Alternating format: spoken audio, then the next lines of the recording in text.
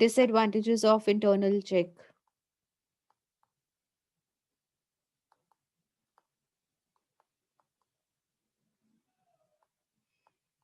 Last session में हमने internal check के एडवांटेजेस डिस्कस किए थे. अब डिसएडवांटेजेस क्या हैं? First of all, negligence by the auditor.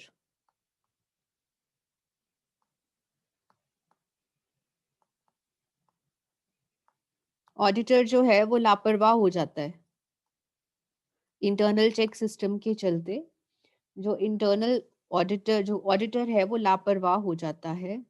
Negligence means लापरवाही. ठीक है जी. अब लापरवाह कैसे हो जाता है वो? भाई उसे बिलीफ रहता है, उसे यकीन रहता है कि जो अकाउंट्स हैं वो सही होंगे. इंटरनल चेक सिस्टम के रहते उसे यकीन रहता है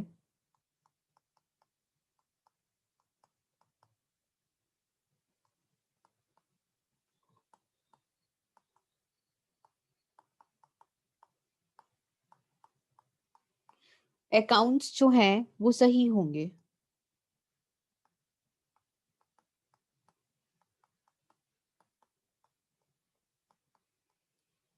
ठीक है जी. इसलिए वो काम करने में बहुत ज्यादा मुसीबत नहीं लेता.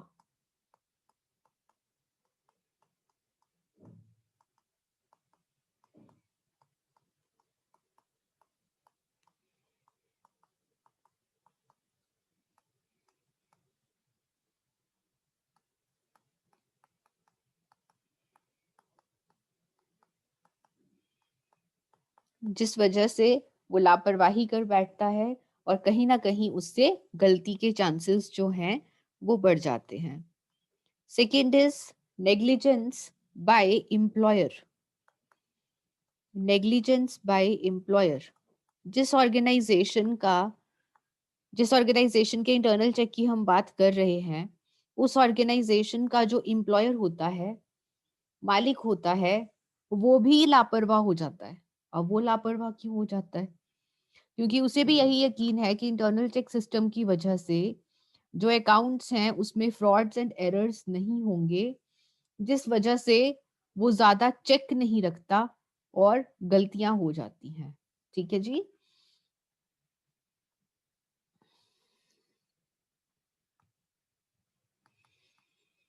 एम्प्लॉयर को यकीन रहता है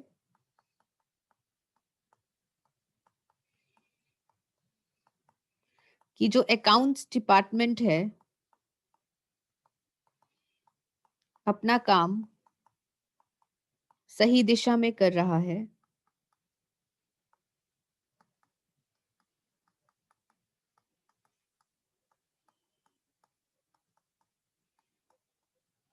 ठीक है. जिस वजह से वह लापरवाह हो जाता है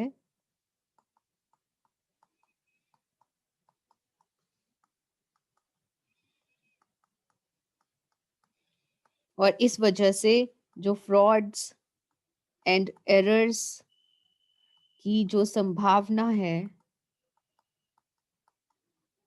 बढ़ जाती है. देखिए, ताकि आपको ये पॉइंट्स याद रहें, इसके अंदर क्या लिखना है ये आपको याद रहे, इसलिए मैं इसको हिंदी में लिख रही हूँ बच्चे.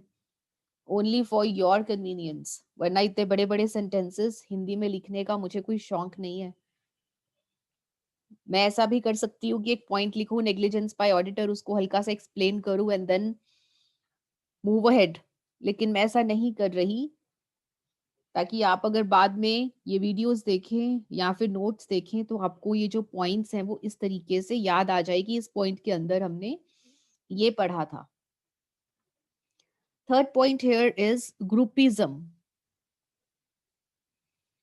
Groupism among employees. ग्रुपिज्म का मतलब क्या होता है? चैट बॉक्स में आइए प्लीज और बताएं मुझे, what do you mean by groupism?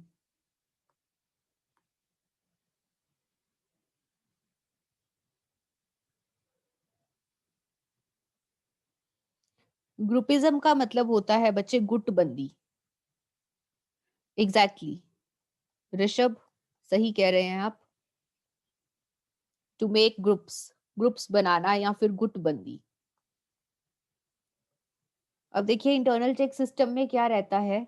मान लीजिए मैंने आपको अलग अलग एग्जांपल्स बताए हैं, इसके under A B C 3 employees हैं। ए जर्नल एंट्री पास करता है या फिर ए कैश कलेक्ट करता है। बी की ड्यूटी है उसकी एंट्री पास करना जर्नल में, एंड सी की ड्यूटी है पोस्टिंग इन द लेजर। ये ड्यूटीज हैं। अब ए का काम कौन चेक करेगा? बी। और बी का काम कौन चेक करेगा? C. As work is checked by B and B's work is checked by C automatically। Internal check system ऐसा ही रहता है ना, जिसमें एक एम्प्लॉय का काम दूसरे एम्प्लॉय द्वारा खुद ब खुद चेक हो जाता है। सो अगर एक की कोई गलती होगी तो वो बी पकड़ पाएगा और बी की जो गलती है वो सी पकड़ पाएगा। ऐसा ही होता है हमारा इंटरनल चेक सिस्टम। सो अगर मान लीजिए कि जो ए पर्सन है, ये जो पर्सन ए है, ये एक फ्रॉड कमिट करना चाहता है, wants टू कमिट फ्रॉड। ये फ्रॉड करना चाहता है A. If A wants to commit fraud, तो वो तब तक नहीं कर पाएगा, तब तक ये कैश में झोल नहीं कर पाएगा जब तक बी और सी को वो अपने साथ ना ले ले। तो वो क्या करेगा? वो ए, बी एंड सी के साथ कोल्यूजन करेगा। कोल्यूजन करेगा। अगर वो कैश में झोल करना चाहता है तो वो बी और सी के साथ कोल्यूजन करेगा। What is collusion? कोल्यूजन मतलब आपसी सांठ गांठ। आपसी सांठ गांठ। उनको भी अपने साथ मिला लेगा, तभी वो ऐसा कर पाएगा। अगर वो बी और सी को अपने साथ नहीं मिलाता तो ए की गलती बी पकड़ लेगा और जाके इसकी कंप्लेंट कर देगा। ऐसे ही अगर मान लीजिए कि बी तो ए के साथ हो गया लेकिन सी साथ में नहीं हुआ, तो सी जो है वो ए और बी की गलती पकड़ लेगा और जाकर कंप्लेंट कर देगा टू द हायर अथॉरिटीज। इसीलिए यहाँ पर जो पूरी चेन इन्वॉल्व है, उनमें आपस में जब तक कोल्यूजन नहीं होगा, आपसी सांठगांठ नहीं होगी, तब तक कोई भी एक एम्प्लॉय फ्रॉड कमिट नहीं कर सकेगा। जिस वजह से अगर आप फ्रॉड कमिट करना चाहते हैं तो कोल्यूजन करना जरूरी हो जाएगा। और कोल्यूजन से क्या होगा? आपसी सांठगांठ से क्या होगा? ग्रुपिज्म, गुटबंदी। सो जो ए बी सी है, ये ग्रुप बना लेंगे, ये एक गुट बना लेंगे और गुट बनाकर फ्रॉड कमिट करने की कोशिश कर सकते हैं। सो इंटरनल चेक में ग्रुपिज्म की जो संभावना है वो बढ़ जाती है, क्योंकि जब तक ये लोग ग्रुप्स नहीं बनाएंगे, गुट नहीं बनाएंगे, तब तक फ्रॉड कमिट नहीं कर सकते। एंड लास्ट पॉइंट है आपका यहाँ पर unsuitable, unsuitable for small concerns. जो छोटे बिजनेसेस हैं उनके लिए इंटरनल चेक सिस्टम सूटेबल नहीं है। अनसूटेबल का मतलब है अनुपयुक्त। जो छोटे छोटे बिजनेसेस हैं उनके लिए इंटरनल चेक सिस्टम उपयुक्त नहीं रहता। क्यों? क्योंकि इंटरनल चेक सिस्टम में आपको बहुत सारे एम्प्लॉयज चाहिए जिनमें आप काम बांट सकें। Internal check system requires many employees। इसमें बहुत सारे एम्प्लॉयज चाहिए जिनमें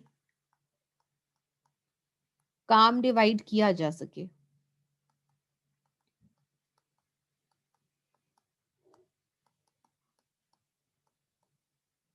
तो बहुत सारे ऐसे एम्प्लॉयज चाहिए जिनमें काम डिवाइड किया जा सके, लेकिन जो छोटे, जो स्मॉल कंसर्न्स हैं, स्मॉल बिजनेसेस, स्मॉल कंसर्न्स या फिर जो छोटे बिजनेस हैं, वहां पर एम्प्लॉयज कम रहते हैं।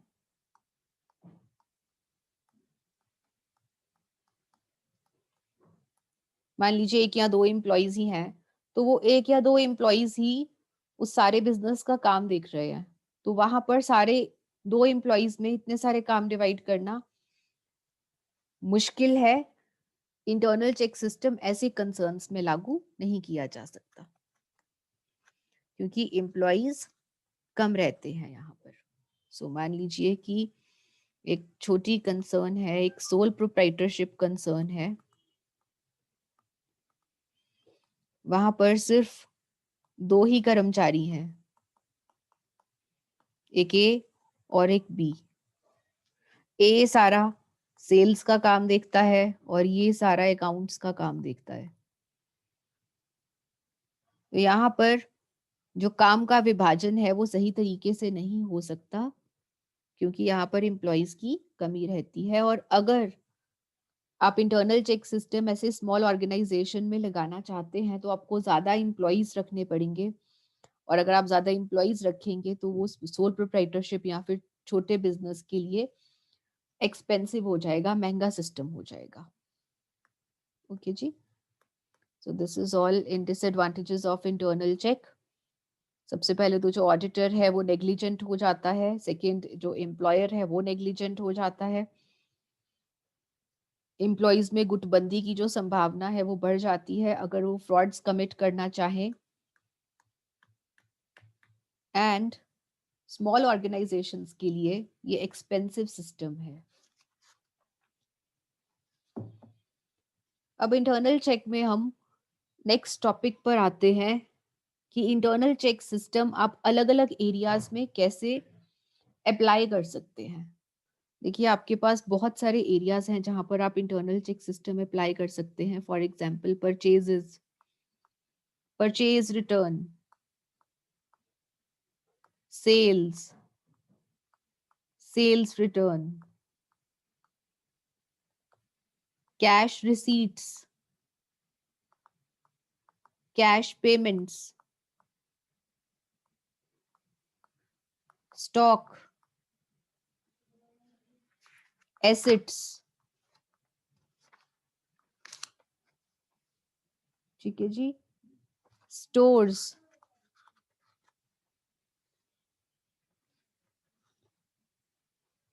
एटसेट्रा। सो ऐसे कितने सारे एरियाज हैं जहां के लिए आपको इंटरनल चेक सिस्टम डेवलप करना है। हम बात करेंगे एक एक करके इन सब एरियाज की कि आप परचेजेस में इंटरनल चेक सिस्टम कैसे लगा सकते हैं, परचेज रिटर्न में आप इंटरनल चेक सिस्टम कैसे लगा सकते हैं, सेल्स में, सेल्स रिटर्न में, कैश रिसीट्स में, कैश पेमेंट्स में किस तरह से इंटरनल चेक सिस्टम एप्लीकेबल हो सकता है। तो आपसे क्वेश्चन में इस तरह से पूछा जा सकता है कि आप इंटरनल चेक सिस्टम परचेजेस में कैसे अप्लाई करेंगे। फर्स्ट स्टार्ट करते हैं purchases and internal check.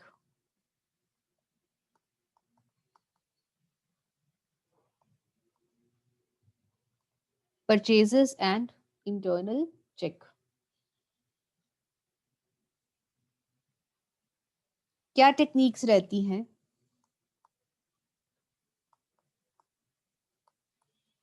Purchase करने के लिए आपके पास एक अलग से डिपार्टमेंट होता है जिसे आप परचेज डिपार्टमेंट कहते हैं। परचेजेस या फिर खरीदारी कौन करता है, purchases are made by purchase department. पहले हम स्ट्रक्चर समझते हैं इसका कि किस तरह से परचेजेस होती हैं बेटा। ये देखिए, ये है आपका सेल्स डिपार्टमेंट, ये है आपका accounts department, this is your production department,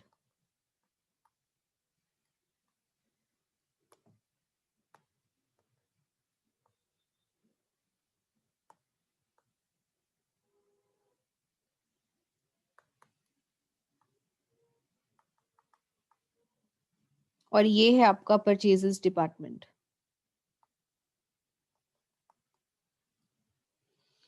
अब सेल्स डिपार्टमेंट को अपने डिपार्टमेंट के लिए अलग अलग चीजें चाहिए हो सकती हैं। फॉर एग्जाम्पल, सेल्स डिपार्टमेंट को क्या चाहिए हो सकता है?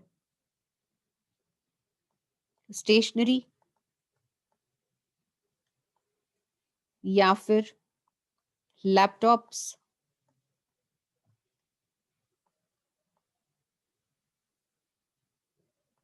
Calculators, etcetera. अकाउंट्स डिपार्टमेंट को stationery, again laptops, calculators, etcetera. ऐसे ही प्रोडक्शन डिपार्टमेंट को रॉ मटेरियल चाहिए, टूल्स चाहिए, मशीनरी चाहिए प्रोड्यूस करने के लिए, माल बनाने के लिए, फिनिश्ड गुड्स बनाने के लिए प्रोडक्शन डिपार्टमेंट को चाहिए raw material, tools, machinery etcetera, ये सब चाहिए। अब क्या सेल्स डिपार्टमेंट अपने परचेजेस अलग करे, अकाउंट्स डिपार्टमेंट अलग से जाके मार्केट में अपने परचेजेस करे और प्रोडक्शन डिपार्टमेंट अलग से परचेज करे? ऐसा नहीं होता। ये जो सारे के सारे डिपार्टमेंट्स हैं, ये अपनी परचेज रिक्वायरमेंट्स इनको बताते हैं कि हमें ये सब सामान चाहिए। किसे बताते हैं? परचेज डिपार्टमेंट को बताते हैं कि हमें ये सामान चाहिए, इस डेट तक चाहिए और इतनी क्वांटिटी में चाहिए, ये क्वालिटी होनी चाहिए जो सामान हमें चाहिए। ये रिक्विजिशन भेजते हैं। क्या भेजते हैं? रिक्विजिशन। रिक्विजिशन का मतलब होता है अपनी रिक्वायरमेंट सेंड करना कि हमें ये सामान चाहिए, इज नोन एज रिक्विजिशन। और वो रिक्विजिशन भेजते हैं इन द रिक्विजिशन स्लिप। एक स्लिप बनी होती है, उस स्लिप में वो अपनी जो भी आइटम की रिक्वायरमेंट है और कितनी रिक्वायर्ड है, कितनी क्वांटिटी में या कौन सी क्वालिटी की रिक्वायर्ड है, वो सब आइटम्स लिखकर रिक्विजिशन स्लिप बनाकर परचेज डिपार्टमेंट को भेज देते हैं। ठीक है, रिक्विजिशन स्लिप कैसे बनती है? मान लीजिए कि ये अकाउंट्स डिपार्टमेंट है, दिस इज अकाउंट्स डिपार्टमेंट। अब आज की डेट में मुझे रिक्विजिशन स्लिप बनाकर भेजनी है किसे? परचेज डिपार्टमेंट को कि भाई मुझे ये सामान चाहिए, मंगवा दीजिए प्लीज। मैं खुद मार्केट नहीं जाऊंगी, मैं परचेज डिपार्टमेंट को रिक्विजिशन स्लिप बनाकर दूंगी। रिक्विजिशन स्लिप,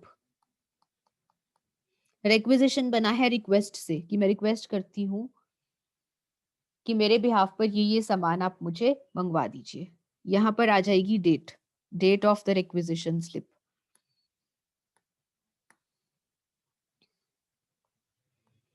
मान लीजिए हम आज की डेट में बनाकर दे रहे हैं 1/12/2020। डिपार्टमेंट अकाउंट्स,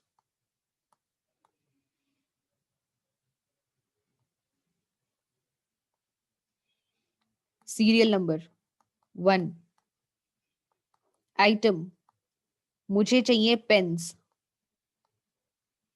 पेन चाहिए मुझे, ब्लैक पेन्स। क्वांटिटी, कितने पेन्स चाहिए मुझे? 20।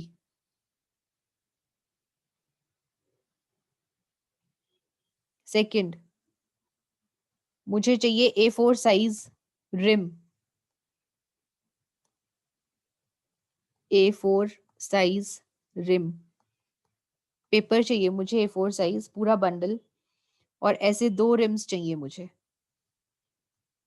थर्ड, मुझे कैलकुलेटर्स चाहिए 5।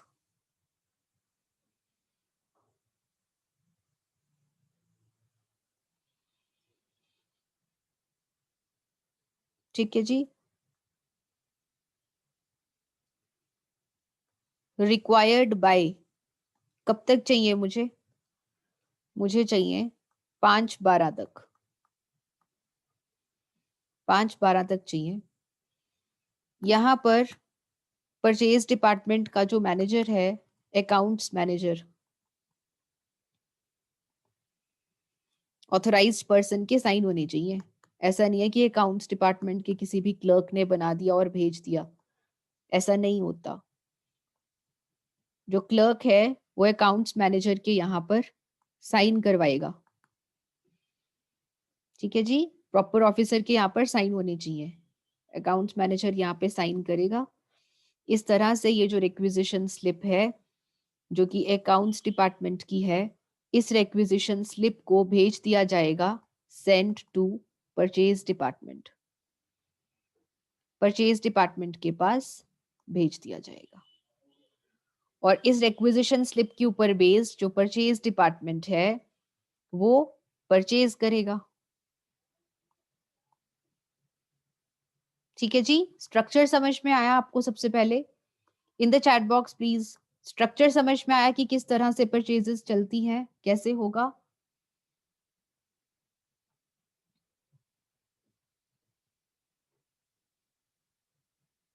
ओके जी, संजना, निधि, पायल, ये है बेटा आपका मोटा मोटी एक स्ट्रक्चर कि जो परचेज डिपार्टमेंट है वो परचेजेस कैसे करता है।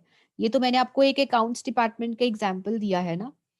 सिमिलरली जो सेल्स डिपार्टमेंट है उसको जो सामान चाहिए उसके लिए वो अलग से रिक्विजिशन स्लिप बनाएगा। ऐसे ही जो प्रोडक्शन डिपार्टमेंट है उसको किस तरह का रॉ मटेरियल चाहिए, प्लास्टिक चाहिए, पेपर चाहिए, स्टील चाहिए, जो भी रिक्वायरमेंट्स हैं उसकी वो बनाकर परचेज डिपार्टमेंट को सेंड करेगा। ठीक है जी, this is the format of requisition slip.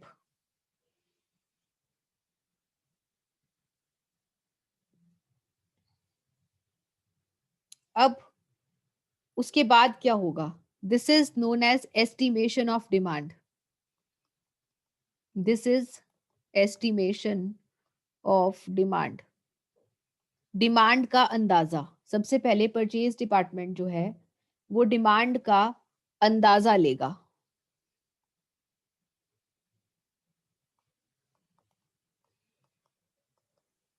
और डिमांड का अंदाजा कैसे होगा?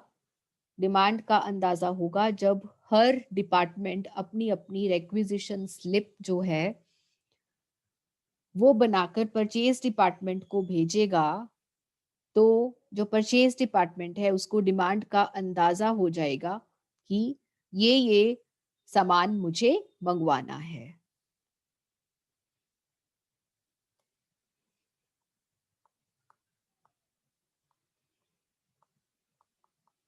रिक्विजिशन स्लिप के जरिए परचेज डिपार्टमेंट को डिमांड का अंदाजा हो जाएगा। ठीक है, इसमें कहां तक स्टेप्स चलेंगे देखिए, फ्लो चार्ट बनाते हैं। सबसे पहले क्या होगा?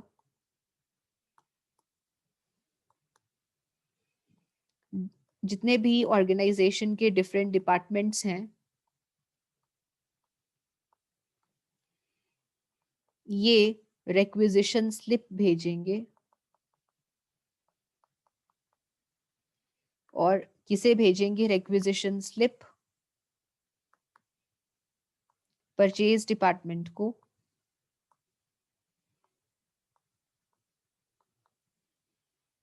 और रिक्विजिशन स्लिप में क्या कुछ लिखा होगा? डिपार्टमेंट का नाम,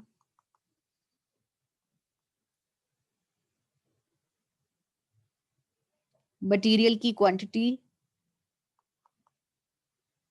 आइटम नेम, कितनी क्वांटिटी चाहिए,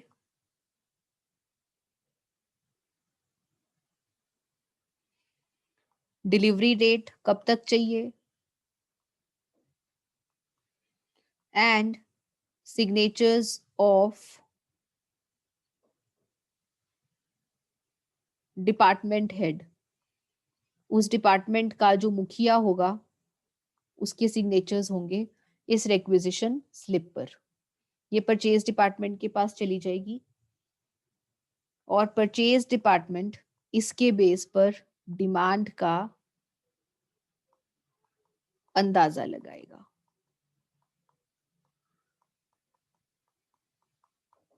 ठीक है जी, ये तो हो गया आपका first step, estimation of demand, demand का अंदाजा। और डिमांड का अंदाजा कैसे लगेगा? रिक्विजिशन स्लिप के जरिए। This is important here. Second step में क्या होगा बेटा?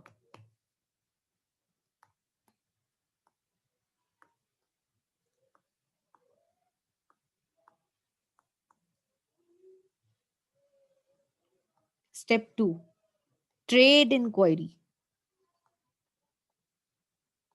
अब परचेज डिपार्टमेंट को ये तो पता चल गया कि ये सामान मंगवाना है मुझे।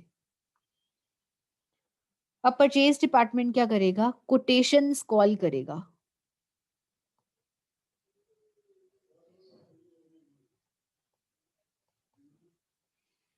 Call for quotations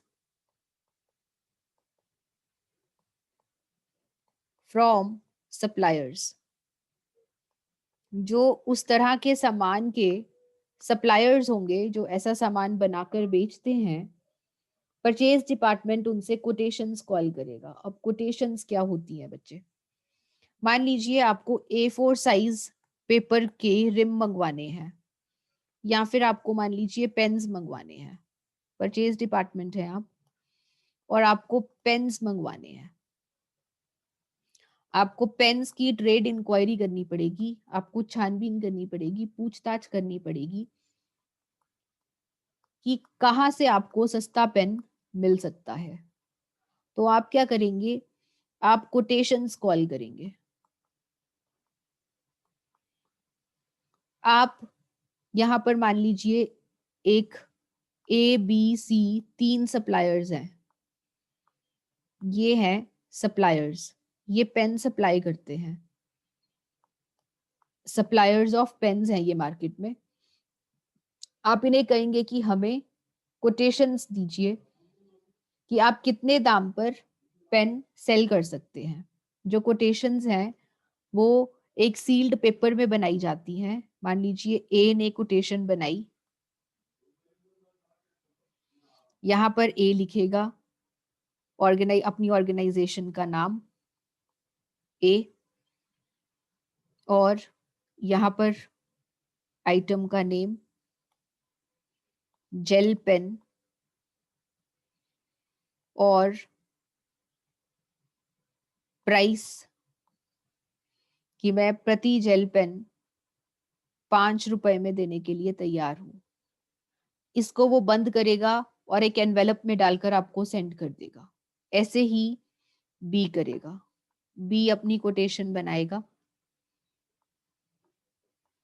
item gel pen,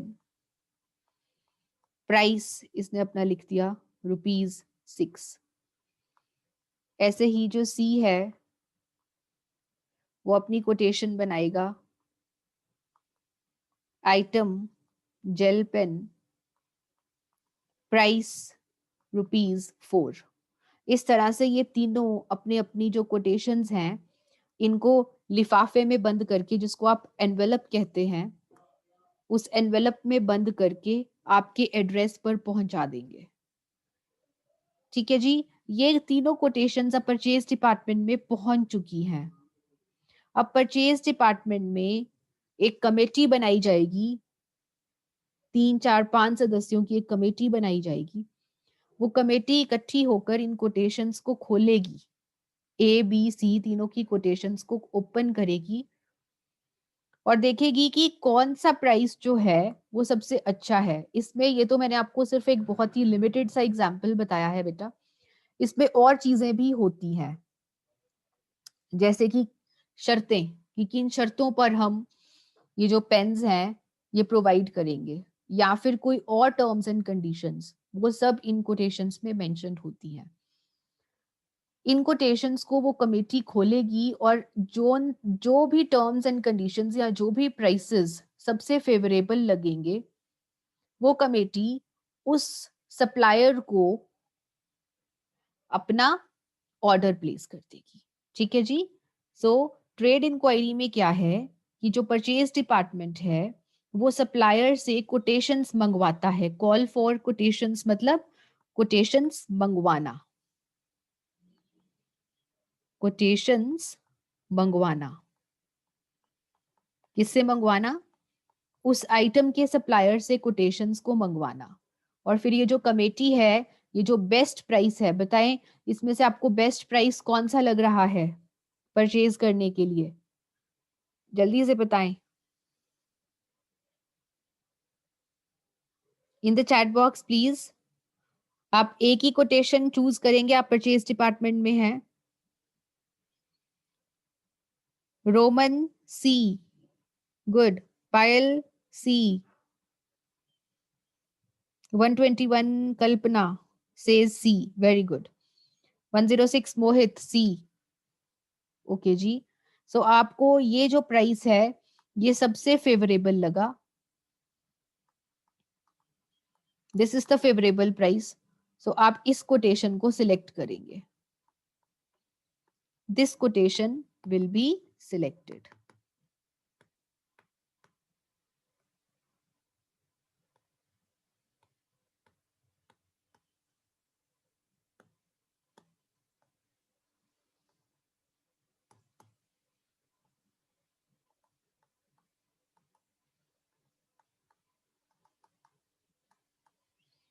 इस कोटेशन को आप सिलेक्ट कर लेंगे।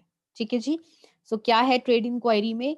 ट्रेड इंक्वायरी में आप पूछताछ करेंगे